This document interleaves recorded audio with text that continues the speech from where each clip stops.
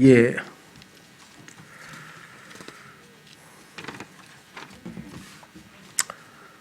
아시다시피 우리 그리스도인들은 여러 가지 칭호가 있는데 그 중에 하나가 성도라 합니다. 거룩한 무리 그랬는데 우리 개개인의 삶을 봤을 때는 아직 우리가 온전히 거룩하게 되지 못하고 또 앞으로 거룩함을 향해서 지금 이제 진행 중이죠. 그래서 우리가 그것을 성화의 과정이라 이렇게 얘기를 합니다. 자, 성경에서 하나님이 우리를 성도라 부르시는 것은 자신의 영으로 또 예수 그리스도의 이름으로 우리를 거룩히 구별하셨기 때문인데 고린도전서에 기록되어져 있습니다. 자, 그래서 주님께서는 이제 하나님께서 우리를 거룩하게 구별하셨으니 너희는 이제 거룩하라, 거룩한 삶을 살라 이렇게 요구하실 수가 있겠죠. 자, 그래서 그 단어가 우리말은 비슷한데 영어로는 어떻게 구분되냐면은 하나님 몫으로 따로 떼어서 구별하다, 거룩히 구별하다 이런 단어를 sanctify라고 하고 sanctification이라는 명사를 쓰고 거룩한이라고 했을 때는 holy란 말 씁니다. holiness. 그 무슨 소리냐? 동전의 앞뒷면이에요.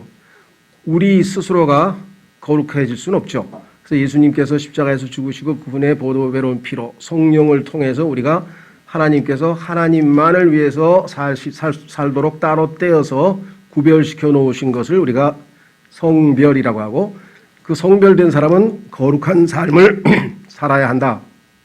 이것이 하나님께서 우리에게 요구하시는 거죠. 왜냐하면 거룩히 구별해 놓으셨으니까. 문제는 여러분과 제 몸 안에는 여전히 죄가 거하고 있고 이 악한 현 세상에서 우리가 거룩한 삶을 산다는 것이 그렇게 용이치만은 않다라는 사실을 우리는 너무나 잘 알고 있습니다. 그래서 계속해서 거룩히 구별되는 역사가 필요한데 이를 위해서 하나님께서는 우리에게 하나님의 말씀을 주셨고 그래서 요한복음 17장 17절에서는 예수님께서 이들을 거룩히 구별하옵소서 제자들을 향해서 아버지의 진리로 아버지의 말씀으로 그래서 아버지의 말씀은 진리입니다. 그랬습니다. 따라서 우리가 그리스도인으로서 계속해서 거룩히 구별되어서 거룩한 삶을 살려면 하나님의 말씀의 물로 씻어야 되죠. 거룩히 구별되려면 또 혹시라도 죄를 지었다면 당연히 그것은 예수 그리스도의 보배로운 피로 다시 씻음을 받아야 합니다. 그래서 저지른 죄는 피로 씻음을 받는다고 요한일서 1장 9절에 써 있고 그 다음에 말씀의 물로 우리를 잘 씻어서 정결케 해야 된다는 얘기는 요한복음 15장, 에베소 4장 등에 기록되어져 있습니다. 자, 그래서 이제 우리는 거룩한 삶을 사는데 구체적으로 어떤 원칙하에 어떤 원리하에 사는 것이 거룩한 삶이냐 기본 원칙들이 이제 바뀌게 되죠. 자, 그래서 제가 앞에 이렇게 기록을 했습니다. 사실 우리는 거듭나기 전 부패한 마음의 욕망을 따라 살았을 뿐 아니라 여러분과 저의 과거의 삶의 모습이 바로 마음의 욕망을 따라 살았다라고 에베소서 2장 3절과 디도서 3장 3절에 기록되어 있고 사람의 전통과 세상의 유치한 원리를 따라 살았습니다. 이 표현은 골로새서 2장 8절에 기록되어져 있습니다. 자, 여기서 세상의 유치한 원리, 그 세상의 유치한 원리와 반대되는, 그렇죠? 대조되는 개념으로 오늘 우리가 그리스도인의 생활 원리 이런 표현을 쓴 것입니다. 과거에 우리가 그리스도인이 아니었을 때에는 사람들의 전통과 세상의 유치한 원리를 따라 살았다라고 성경에 써 있는데 구체적으로 한번 제일 우리가 쉽게 이해할 수 있는 것 한 7가지가 어떤 분이 잘 정리해놔서 제가 한번 읽어볼 테니까 과거에 나는 이런 방식으로 살았는데 지금은 새로운 원리하에 살고 있는지 한번 좀 생각해 보시기 바랍니다. 첫 번째, 우리 과거의 삶의 기준은 뭐냐? 옳고 그름이 아니라 이것은 옳은 일인지 그른지 그런 기준이 아니고 다른 모든 사람들도 그것을 하는데 뭐 어때서? 두 번째, 우리는 항상 그렇게 해왔잖아 지금까지. 세 번째, 아주 조금은 괜찮을 거야. 이 모든 것들은 다 우리가 자신의 죄를 합리화시키는데 동원되는 그러한 핑계거리죠. 글쎄 뭐 내 양심은 전혀 괴롭지 않은데 우리는 성인이니까 그만둘 때를 알고 있잖아. 뭐 좀 하다가 그만두면 되지 뭐. 당신도 먹고는 살아야 될 거 아니야. 그러니까 필요하면 편법도 동원하고 사기도 쳐야 된다 이 말이겠죠. 문제는 결국 모든 것을 바라보는 시각이 아닐까? 어떻게 보느냐에 달려있지 않겠어? 이와 같은 상대주의적 생각을 가지고 우리가 이제껏 살아왔었다. 한번 스스로 생각해 보십시오. 그런데 오늘 하나님의 말씀은 새로운 원리, 새로운 원칙 7가지를 제시해서 그리스도인이 되었다면 앞으로는 하나님의 말씀을 통해 점점 변화되어져 가면서 새로운 원칙, 새로운 가치관을 따라서 살아야 한다 그랬습니다. 그래서 제가 여기에 이렇게 썼습니다. 그러나 거듭나서 새로운 창조물이 된 우리 그리스도인들은 생각을 새롭게 함으로 변화를 받아 새로운 가치관, 새로운 성경적 원리에 따라 살아야 합니다. 무엇을 하든지 무슨 결정을 내리든지 늘 하나님 앞에서 다음의 원칙에 입각해 행동을 하시기 바랍니다. 자, 그래서 7가지 한번 확인해 보도록 하겠습니다. 물론 성경에서 더 찾으면 얼마든지 더 찾겠지만 그래도 가장 기본적인 것 7가지를 우리가 한번 숙지해 보는 시간을 갖도록 하겠습니다. 내가 하려는 이 일, 행동, 결정 등이 과연 첫째, 하나님을 기쁘시게 하는 것인가? 둘째, 하나님께 영광을 돌리는 일인가? 셋째, 하나님 보시기에 올바른 일인가? 넷째, 유익한 일인가? 다섯째, 다른 형제를 세워주는 일인가?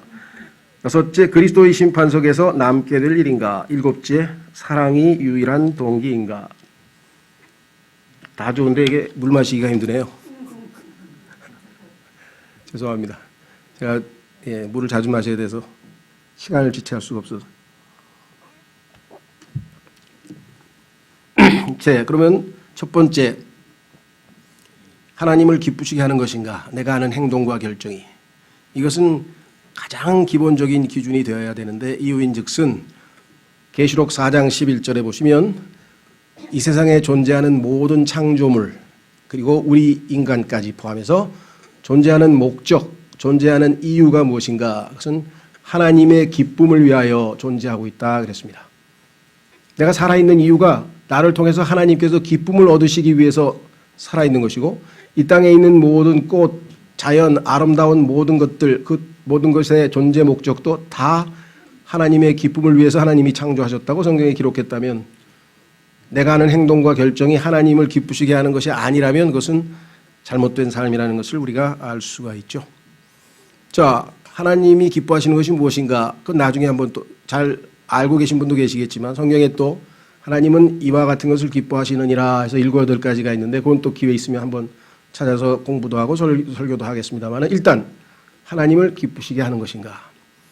그런데 두 번째 성경 구절을 보시면 거기 히브리서 11장 6절에 하나님을 기쁘시게 할 수 있는 방법은 한 가지다. 그것은 뭐냐? 믿음으로 사는 것인가.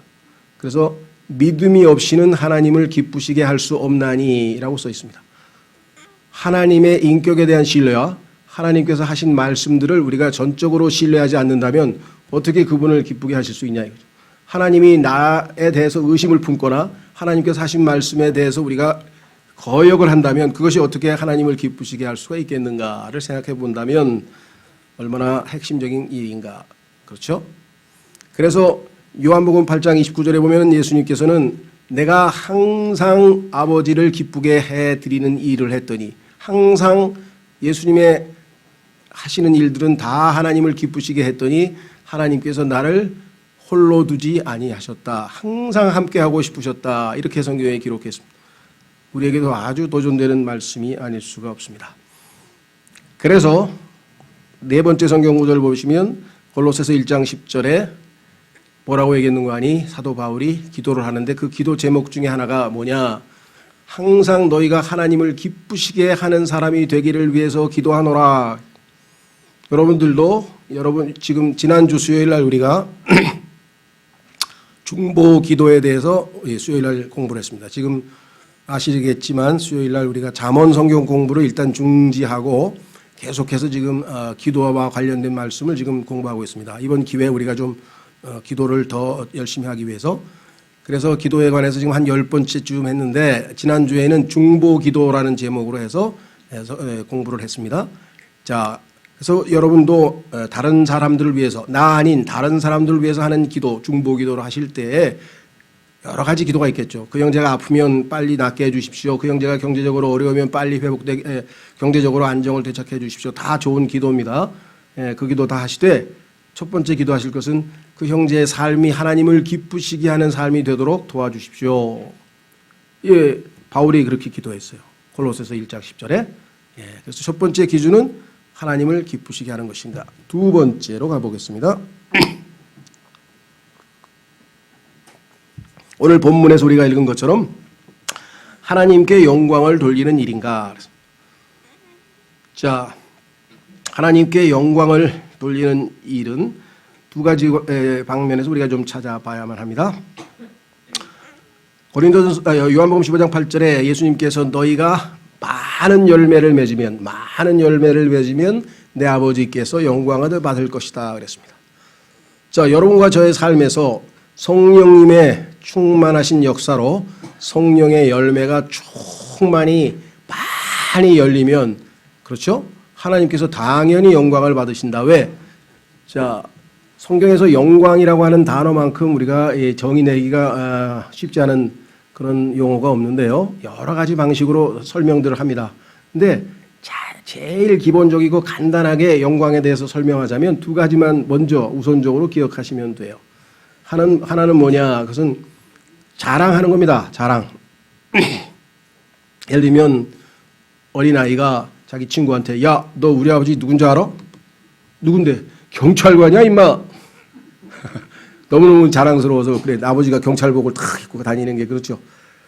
사람들한테 우리 하나님이 어떠한 분이신지 아십니까? 그분은 우주 만물을 창조하시고 자신의 아들을 당신을 사랑해서 보내신 십자가에 죽게 하신 그러한 사랑의 하나님이십니다. 하나님께 영광도 하나님을 자랑하는 거잖아요. 그렇죠? 하나님과 예수님에 대해서 우리가 다른 사람에게 자랑을 할 때 그것을 우리가 하나님께 영광을 돌린다. 이렇게. 두 번째는 표현입니다. 나타나는 거예요. 그렇죠? 그래서 늘 제가 쉽게 설명을 했죠. 전기의 영광은 무엇인가? 발전소에서 전기가 발전이 됐습니다. 그래서 전선을 타고 쭉 해가지고 지금 저기 콘센트에까지 와 있습니다. 그렇죠? 그런데 그 전기가 영광을 발하는 것은 언제냐면 스위치를 올려서 불이 탁 들어와서 전기가 이렇게 빛으로 외부로 표현되고 나타날 때 우리는 그것이 영광이죠. 그러니까 하나님도 하나님의 어떠하심이 우리의 삶을 통해서, 그것이 아까 열매라고 그랬습니다. 우리의 열매를 통해서 바깥으로 드러나면 하나님께서 영광을 받으시는 거죠. 무슨 말이 이해가 되셨죠? 그래서 예수님께서 많은 과실을 맺으면, 이제 곧 조금 있으면 포도철이 올 터인데 포도에 가면 나무에 어마어마하게 많은 송이들이 다 붙어 있어가지고 아주 꽉 차 있잖아요. 그런 모습을 상상하시면 우리의 삶에 성령의 열매가 가득하게 충만하게 열린다면 하나님께서 매우 영광을 받으실 것이다 라고 성경에서 말씀했어요. 반면에 로마서 2장 24절에 보면은 하나님의 이름이 너희로 인하여 모독을 당하시는구나. 그렇죠? 나의 행실을 보고 하나님께 사람들이 나 때문에 나의 아버지 되시는 하나님께서 모독을 당하신다. 그분의 이름이. 하나님의 자녀들이 뭐 저 모양이야. 하나님 뭐 저런 사람을 다 구원했어. 예를 들면 그렇죠. 그래서 우리도 과거에 보면은 그 집안의 자녀들의 행실에 대해로 인해서 그 부모들이 평가를 받고 때로는 뭐 집안 망신이라고 하는 경우도 있고 등등등등. 그렇죠? 그래서 우리는 내가 하는 행동으로 하나님께서 다른 사람들 앞에 칭찬을 듣고 하나님의 어떠한 모습을 하나님의 그 거룩하신 여러 가지 성품들이 우리의 열매로 성령의 열매로 표출돼서 사람들에게 나타나서 하나님께 영광을 돌린다. 이렇게 말씀을 할 수가 있습니다. 그래서 성경에 보니까 우리 한 구절 찾죠. 마태복음 5장.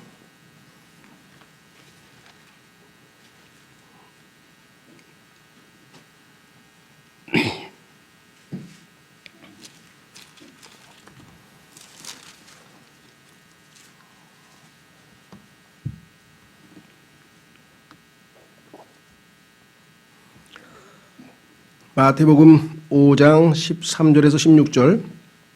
마태복음 5장 13절에서 16절.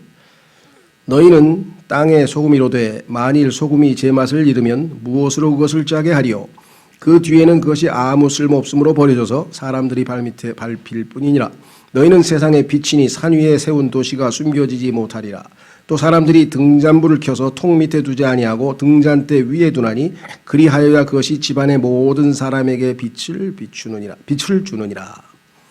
이와 같이 앞에 설명했죠. 비유죠. 이와 같이 너희 빛을 사람들 앞에 비추어 그들이 너희의 선한 행위를 보고 하늘에 계신 너희 아버지께 영광을 돌리게 하라. 고린도 후서에 보면 여러분과 제가 질그릇이라고 표현되어 있습니다. 그래서 우리는 하나님을 담고 다니는, 하나님이 우리 안에 들어와 계시죠. 하나님을 담고 다니는 질그릇인데 그 질그릇 안에 거룩한 보배로운 보물이신 예수 그리스도께서 들어오셔서 빛으로 들어와 계십니다. 그래서 우리 안에 계신 예수 그리스도께서 바로 그 빛이신데 그 빛이 나의 자아 때문에, 나의 잘못된 의지 때문에, 나의 불순종 때문에 바깥으로 표현이 안 되면, 그래서 나의 육신적인 아담의 본성이 바깥으로 표현돼 버리면 빛은 발휘가 되지 아니하고 어둠의 모습만 사람들에게 보여줄 것이란 말이죠. 그래서 자신을 부인하고 안에 계신 예수 그리스도께서 바깥으로 빛을 비추도록 그렇게 하라. 주님께 헌신하라. 주님께 자신을 내어드려라. 그리하면 바깥으로는 뭐가 드러나느냐? 우리의 선한 행실. 그러니까 예수님께서 빛으로 사람들에게 보이시는 방법은 우리가 선한 행실을 보여주는 것이고 그 선한 행실을 봤을 때 사람들이 야, 정말 하나님은 훌륭하시구나. 저런 사람이 저렇게 변화될 수가 있을까? 예전에 저 사람이 그런 사람이 아니었는데 라고 하면서 역시 참 예수님, 기독교 하나님은 훌륭하시다든가 이렇게 인정을 할 거란 말이죠. 그렇죠? 자, 그래서 우리는 하나님께 영광을 돌리는 삶인가를 늘 생각하면서 행동하자. 세 번째는 하나님 보시기에 옳은 일인가. 성경에 보니까 로마서 1장 18절에 하나님께서 하늘로부터 하나님의 진노가 계시되어서 이 땅에 가득 찼는데 이 악한 현 세상에 지금 하나님의 진노가 임했는데 그 진노의 이유가 두 가지입니다. 하나는 불경건, 하나님을 제대로 하나님으로 인정해 드리지 못하고 하나님께 경배하지 아니하고 우상을 섬기고 자기를 섬기고 하나님을 사랑하지 아니하고 자기를 사랑하고 이 땅에 있는 인간이 하나님을 하나님으로 올바로 대접해 드리지 못한 불경건한 태도에 대해서 하나님이 진노하셨고, 두 번째로는 하나님께서 불의, unrighteousness, 불의, 옳지 않음. 옳지 않음이라고 하는 것은 대인관계입니다. 하나님께서 이 땅에 여러분을 태어나게 하셨다면 여러분의 주변에 많은 여러분 이외의 사람들이 있습니다. 첫 번째는 아버지 어머니가 있고 형제가 있고 학교에 가면 친구가 있고 직장에 가면 동료가 있고 교회에 오면 형제자매들이 있고 나 이외에 나를 둘러싸고 있는 수많은 많은 사람들에게 하나님께서는 뭐라고 말씀하셨어요?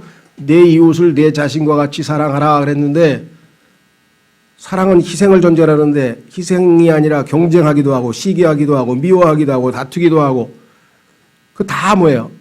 wrong, 잘못이다 이게야. right, 옳지가 않단 말이에요. 그래서 하나님께서 대인관계에서 우리가 옳지 않은 모든 불의한 일에 대해서 하나님께서 진노하셨다.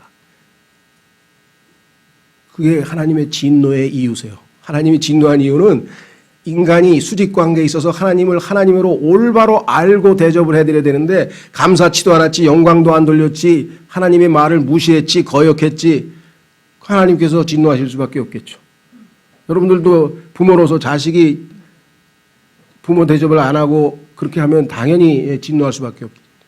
그 다음에 형제끼리, 그렇죠? 동생을 때린 거나 동생 돈을 뺏는다거나, 그렇죠? 또 나쁜 데다가 언니가 여동생을 몰래 아주 나쁜 데 데리고 다닌다든가, 성경에 보면 그런 얘기가 많이 나와요. 언니 따라가다가 이상한 데로 빠진 사람이 너무 많아요. 그런데 그렇게 하면 그것은 unrighteous, 옳지 않다 이거죠. 그 불의, 옳지 않음, 그 두 가지에 대해서 하나님께서 진노하셨다 그랬어. 자, 따라서 우리는 예수 그리스도를 믿고 구원받은 하나님의 자녀들은 이제는 주 하나님을 마음과 혼과 생각과 힘을 다해 사랑하고, 그리고 형제 자매들을 주변에 있는 이웃을 내 몸과 같이 우리 몸과 자기 자신과 같이 사랑하게 되는 것. 이것이 수직관계와 수평관계를 회복하는 것이에요. 그런 세상을 다스리시기 위해서 예수님이 오셔서 서로 사랑하는데 하나님을 사랑하고 이웃을 사랑하는데 이 세상에서 무슨 문제가 발생할까요? 아무런 문제가 발생할 수가 없습니다. 그렇죠. 예수 그리스도처럼 자기의 생명을 목숨까지 사랑하기 때문에 내어주는 그런 사람들만 살고 있는데 무슨 문제가 생기겠어요, 이 세상에. 그런 세상에서 살게 된다고 성경에 말씀하셨어요. 그런 사람들을 여러분과 저를 지금 빚어가고 계세요. 만들어가고 계세요, 예수님께서. 예수님과 같은 사람들로 만들어가고 계신다 그랬습니다. 자, 그래서 시편 한 구절 찾겠습니다. 33편 4절 5절. 시편 33편 4절 5절.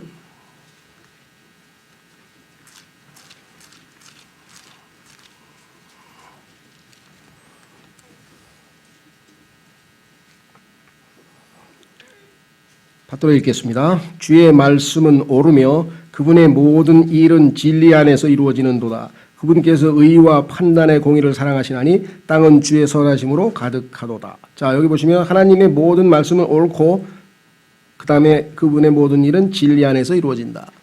따라서 옳은 일이라면 우리가 하나님의 뜻인 줄 알고 열심히 수행하고 옳지 않은 일은 내려놓고 그렇죠?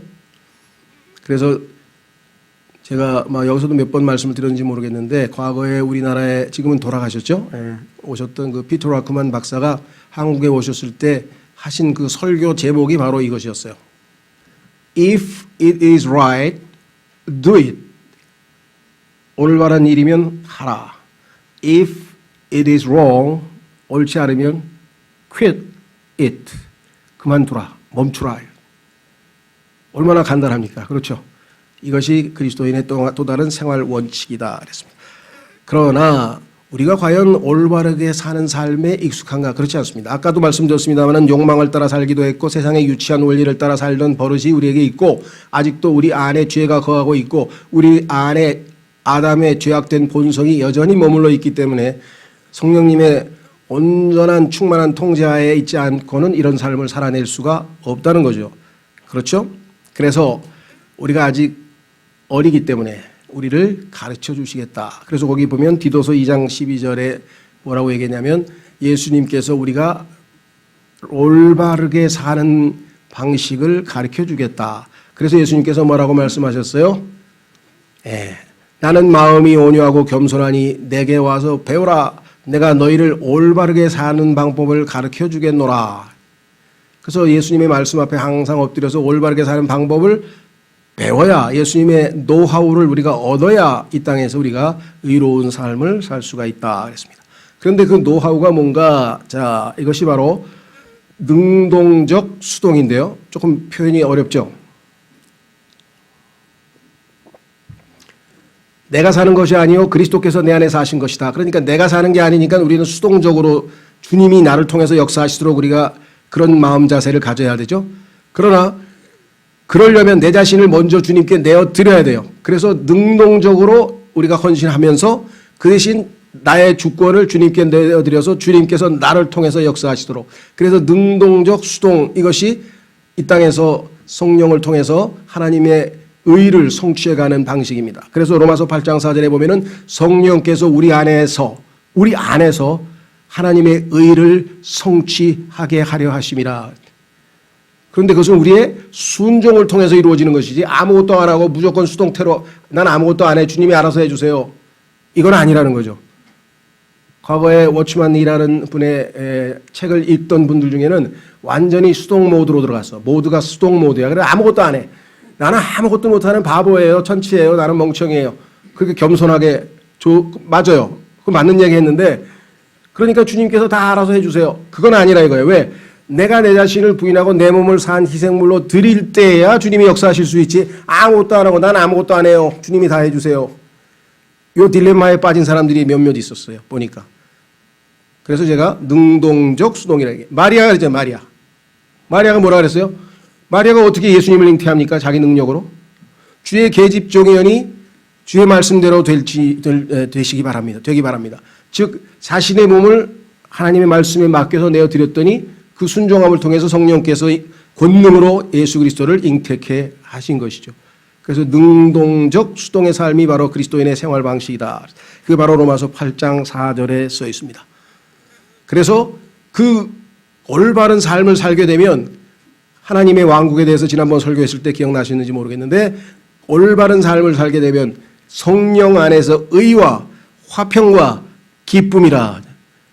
하나님의 왕국은 먹는 것과 마시는 것이 아니요 성령 안에서 의와 올바른 삶을 살면 화평과 마음이 편안해지고 그러면 기쁨이 넘치는 삶을 살 수 있다. 그러면 우리가 파워풀한 신앙생활을 할 수 있다. 이것이 바로 비결이다 이 말이죠. 그렇죠? 네 번째, 유익한 일인가? 형제님, 예수님께서 우리에게 자유를 주셨다고 성경에 써 있는데요. 그렇죠. 그럼 자유라면 내 마음대로 한다는 뜻 아닌가요? 그렇죠. 문제는 어디에 있어요? 예수님께서 자유를 주셔서 무슨 일을 해도 우리는 적법해요. 왜 율법하에 있지 않기 때문에 법을 어기질 않습니다. 우리는. 그러나 과연 그것이 적절하고 유익한 일인지를 한번 생각해 볼 일이다 이 말이죠. 그렇죠? 자, 갈라디아서 5장으로 가겠습니다. 여기에서 많은 그리스도인들이 자신에게 주신 자유를 남용하는 사람이 있어요. 예수 그리스도를 믿고 구원받은 사람은요, 무슨 짓을 해도 다 하늘나라 가거든요. 맞아요. 그런데 그 무슨 짓을 다 하는 게 좋다고 성경에 써 있냐 이 말이에요. 그렇게 안 써 있다 이 말이에요. 하나만 알면 안 된다 이게. 동전의 앞뒷면을 알아야지. 무슨 말인지 이해가 되셨어요? 갈라디아서 5장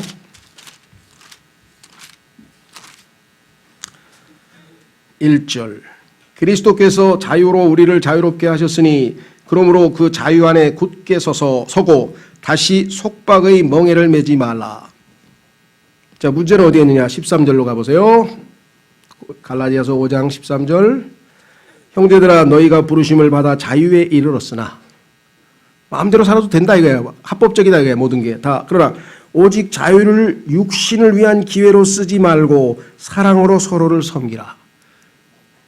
그 자유를 가지고 다른 사람의 믿음을 떨어뜨리고 상처를 입히고 하나님께 영광을 가리고 그런 자유로 그런 남용을 해야 되겠느냐. 적법하다고 해서 다 좋은 건 아니죠. 그렇죠. 오늘날 보면은 분명히 잘못을 했어. 근데 처벌을 안 받아. 왜? 법적인 책임은 없어. 근데 도의적인 책임도 있고 예를 들면 너무나 잘못했는데 현행 법상으로는 처벌할 근거가 없어. 그런 사람들 많죠. 마찬가지예요. 그리스도인들도 왜? 율법하에 있지 않기 때문에 모든 일을 해도 다 법에 어긋나지는 않아. 왜? 법에 우리는 적용이 안 되니까. 그렇다고 해서 내가 하는 행동이 다 유익하고 사람들을 이롭게 할 것인가? 그건 아니다 이 말이죠. 자, 그래서 그 다음 구절에 한번 찾아보겠습니다. 고린도전서 10장 23절. 고린도전서 10장 23절.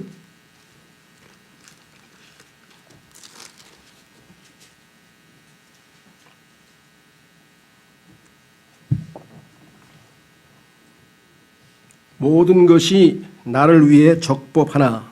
그리스도인은 법을 어길 수가 없어요. 왜? 법에 해당이 안 되기 때문에.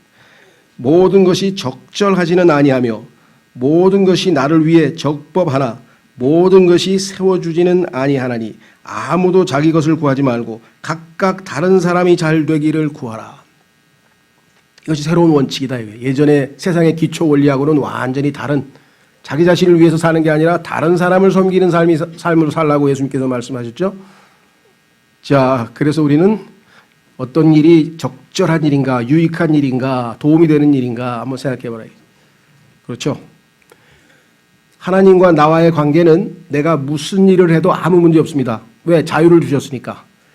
그러나 나 때문에 옆에 있는 다른 형제가 상처를 입거나 믿음이 실족하거나 이런 일이 발생한다면 정말로 그것은 남용이죠. 남용. 그래서 그것을 우리가 염두에 두고 하느냐.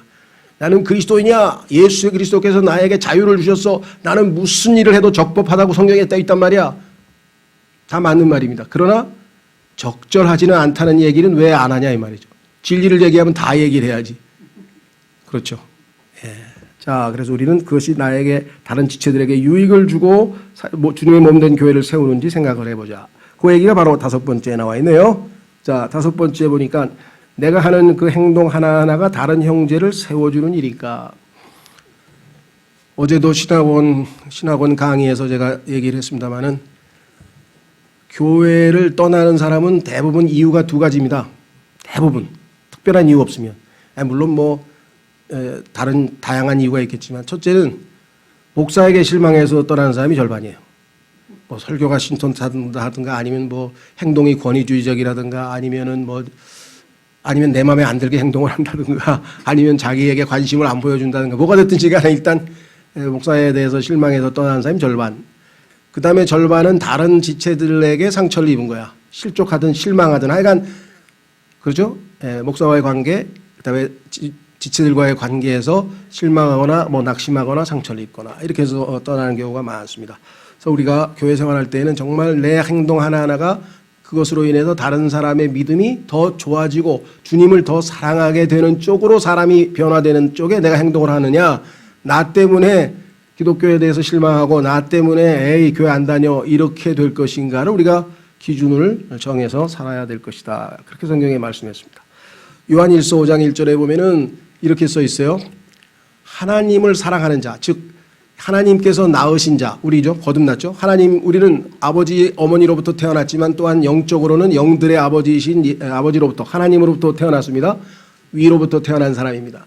그래서 하나님께서 태어난 자는 하나님께서 낳으신 다른 자녀들도 사랑하느니라. 그렇죠. 이 세상에서는 어떻습니까? 같은 부모지만 형제들끼리 우위가 좋다라는 사람들 찾아보기는 좀 쉽지 않죠. 보면 되게 뭔가 갈등이 많고 티각티각하기도 하고 그렇습니다. 그러나 성경에 따르면 하나님의 아들들일 경우에는 서로 사랑한다 이렇게 되어 있습니다. 자, 그래서 내 행동 때문에 다른 형제가 믿음을 잃거나 상처를 입으면 안 된다. 자, 바로 넘기시면 고린도전서 8장 9절에 이렇게 써 있습니다.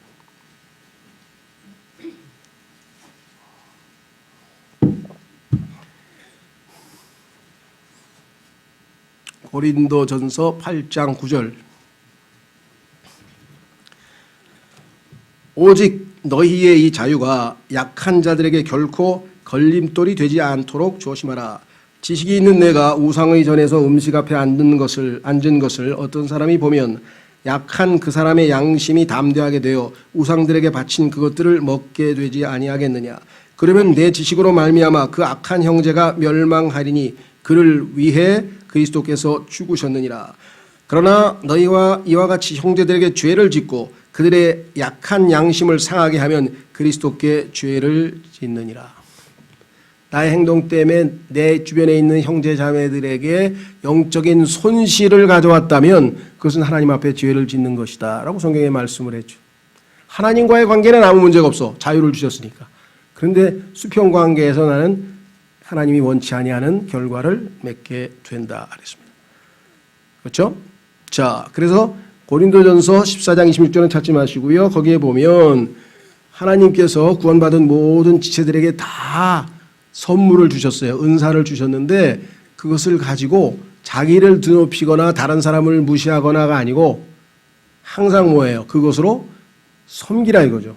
그 은사라고 하나님이 주신 선물은 그것으로 섬기는 것이죠. 그렇죠? 그래서 다른 형제의 믿음을 세워주는 것인가 무너뜨릴 것인가. 그렇죠. 그래서 고린도전서라고 하는 그 정말 말썽 많은 교회의 최종 결론이 16장 14절에 뭐라고 그랬냐면 모든 일을 믿음을 세워주기 위해서 하라. 그게 아까 우리가 찾아봤던 고린도전서 여기 나와 있는 고린도전서에 나와 있는 그 말씀입니다. 모든 것을 믿음을 세워주기 위해라. 10장 23절에 써 있죠. 자, 이제 2개 남았습니다. 6번째, 그리스도의 심판석에서 남게 될 일인가? 자, 여러분들 잘 아시다시피 요즘엔 우리나라가 좀 상당히 이 산업적인 면에서 좀 선진국을 따라잡아서 그런지 모르겠는데 얼마 전까지만 해도 우리나라에서 생산된 제품에 하자가 소위 말하면 불량품이 많다는 거죠. 불량률이 예를 들면 100개를 만들면 막 10개가 문제가 생긴다든가 이렇게 해서 하여간 그 불량률을 줄이는 것이 하여간 이 산업 현장에서의 최대 목표였는데 그렇죠? 네. 우리 그리스도인들은 어떤가 모르겠어요. 성경에 보니까 여러분과 제가 예수님을 믿고 무엇을 하든지 했습니다. 그렇죠? 그것이 무엇이든지 간에 한 일들이 있는데 그 일들에 대해서 하나님께서 평가하실 때, 그렇죠? 하나님은 항상 하나님이 정해놓으신 그 품질의 기준이 있어요. 그 퀄리티가 있기 때문에 그 퀄리티에 안 맞으면 그 나머지 하나님을 위해서 한 일이지만 하나님께서 받으실 수가 없다는 거예요. 하나님의 퀄리티를 충족시키지 못했기 때문에. 그런데 아시다시피 우리의 육신을 가지고 어떻게 하나님께서 원하시는 그런 고결한 퀄리티를 갖춘 일들을 우리가 할 수가 있겠느냐 이 말이에요. 그래서 어떻게 해요? 하나님께서 너는 일하지 말고 내가 일하마. 그래서 빌립보서 2장 13절에 우리 안에서 일하시는 분은 하나님이시니. 문제는 그 하나님이 일하시도록 내가 순종을 통해서 아까 능동적으로 내 자신을 내어드리는 헌신과 순종이 있기 전에는 하나님께서 내 자신을 강제로 사용하거나 이용하지 않으신다. 인격자이시기 때문에. 무슨 말이가 되셨어요? 일은 하나님이 하셔요. 내 안에서. 그러면 그 하나님이 이룩해 놓으신 일들을 다른 사람들 앞에 내가 나타내서 보여주는 것. 이것이 성경에서 말씀하시는 우리의 일이에요. 이걸 선한 일이라고 그래요. 왜? 하나님은 선하시기 때문에 하나님을 통해서 일어나는 일들은 다 good works. 선한 일들만 하나님께서 하실 거라는 거죠. 그렇죠? 이것이 비결입니다.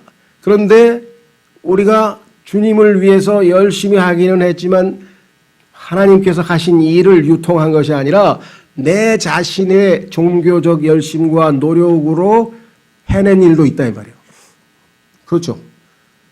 그런 거는 어떨 때는 구별이 잘 안 가. 근데 하나님은 예리하시기 때문에 내가 행한 일을 예를 들면 100개가 하나님 그리스도의 심판석 앞에서 쫙 갑니다.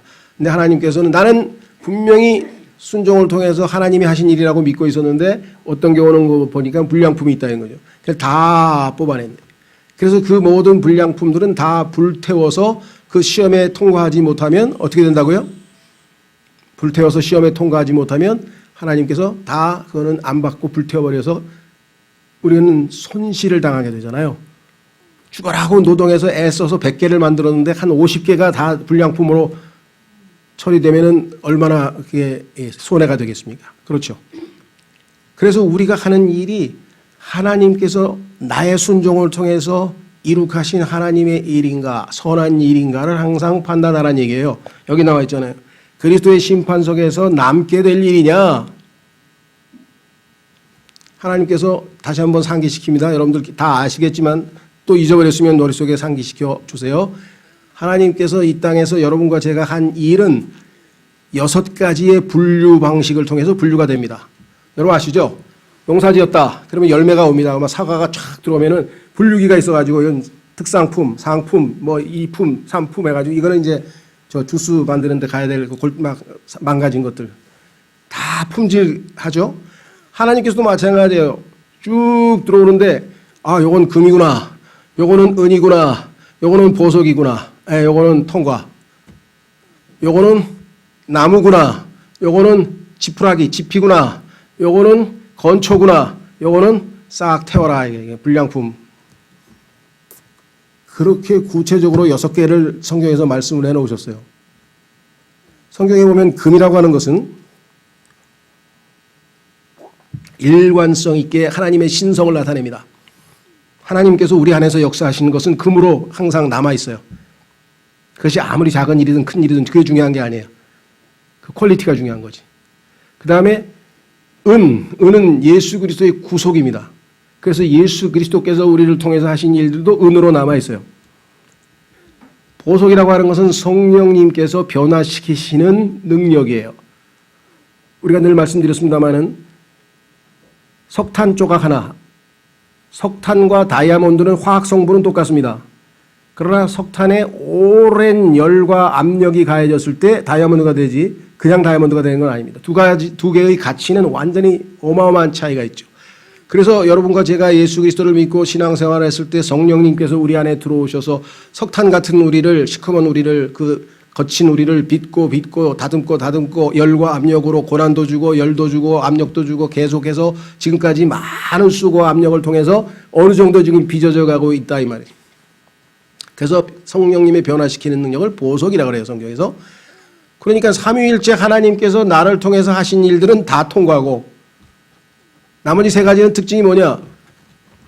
죽어 있어요. 자, 지금 내가 말하는 게 이 나무예요, 이 나무. 이 나무는 죽어 있죠. 바깥에 있는 소나무는 살아 있죠. 살아 있는 나무가 아니라 트리가 아니라 우드라 그랬어요. 우드. 그다음에 두 번째는 바깥에 지금 벼가 자라고 있습니다. 그렇죠? 예, 그런데 가을에 추수를 해서 밑둥을 딱 추수를 하고 나면 밑둥이 남아 있어요. 그 스터블이라 그러는데, 예, 이거 지푸라기. 그렇죠? 이거는 생명이 없는 거예요. 그래서 죽어 있어요.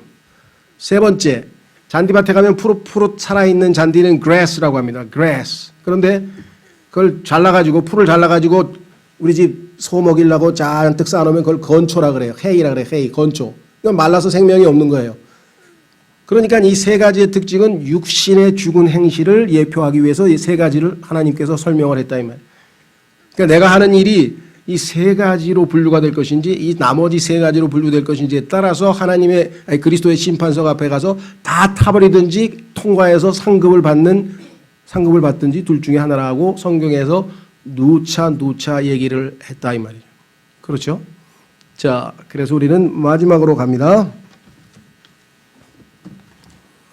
7번째. 아까도 말씀드렸습니다마는 예수님께서 뭐라고 말씀하셨습니까?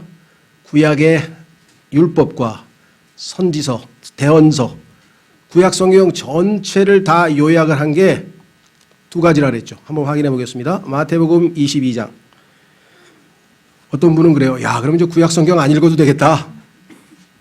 머리가 그렇게 빨리 돌아가더라고요. 아, 그 구약 성경 다 합친 게 두 구절로 요약을 해놨으면 그 요약만 하면 될 거 아니냐. 마태복음 22장 34절. 마태복음 22장 34절. 그러나 그분께서 사두개인들을 잠잠하게 하셨다는 것을 바리새인들이 듣고 함께 모였는데 그때에 그들 중에 한 율법사가 그분을 시험하려고 그분께 질문하여 이르되 선생님이여 율법에서 큰 명령은 무엇이니까 하매 예수님께서 그에게 이르시되 너는 내 마음을 다하고 혼을 다하고 생각을 다하여 주 내 하나님을 사랑하라. 이것이 첫째가는 큰 명령이요 둘째 명령은 그것과 같은 것으로서 너는 내 이웃을 내 자신과 같이 사랑하라 이니라. 모든 율법과 대언자들의 글이 이 두 명령에 매달려 있느니라 하시니라. 구약 성경 전체를 요약하니 이 두 가지가 바로 핵심 원리다 이렇게 말씀을 하셨습니다. 신약에 오니까 예수님께서 하나님께서 말씀하시기를 요한일서에 하나님은 사랑이시라 그랬죠. 그 사랑이 뭐냐? 그러니까 자신의 아들을 내어주시기까지 하신 그 하나님의 사랑이 하나님이 사랑이시라는 것을 입증하고도 남는다 이렇게 성경에 말씀을 했습니다. 예수님께서도 새 계명을 너희에게 주노니 너희가 서로 사랑하라. 그렇죠? 내가 너희를 사랑한 것 같이 서로 사랑하라. 이것이 새 계명이라고 예수님께서도 말씀하셨죠. 사도 바울은 그리스도인의 생활 지침에서 로마서 13장에서 율법을 열거하면서 모든 것을 율법을 다 합쳐도 한마디로 그렇죠? 내 이웃을 자신과 같이 사랑하라는 이 한 가지가 율법의 완성이라 이렇게 성경에 말씀을 했다. 그래서 그리스도인의 가장 핵심적인 행동의 동기는 사랑입니다. 그래서 내가 겉으로 하는 것이 의무감에서 하는 건지 아니면 남의 눈치 때문에 하는 건지 아니면 안 하면 안 돼서 하는 건지 그게 아니라 그리스도인은 하나님을 사랑해서 하고 이웃을 사랑해서 하고 그래서 모든 일을 사랑으로 하라. 그래서 고린도전서 16장 14절로 가보겠습니다. 고린도전서 16장 14절.